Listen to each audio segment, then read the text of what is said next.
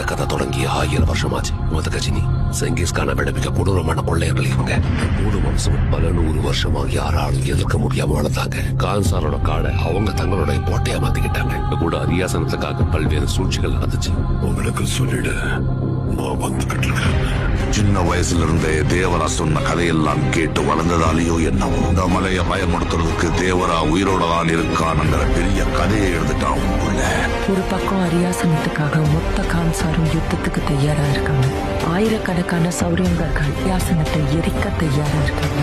ஆனா தேவா அதே அரியாசனத்தை வர்தாக கொடுக்கறதா வாக்கு கொடுத்திருக்காங்க. ஆனா அங்க ஏற்கனவே ஒருத்தன் தன்னோட கால் தரத்தை பதிச்சுட்டாங்க. அவங்க யாருக்குமே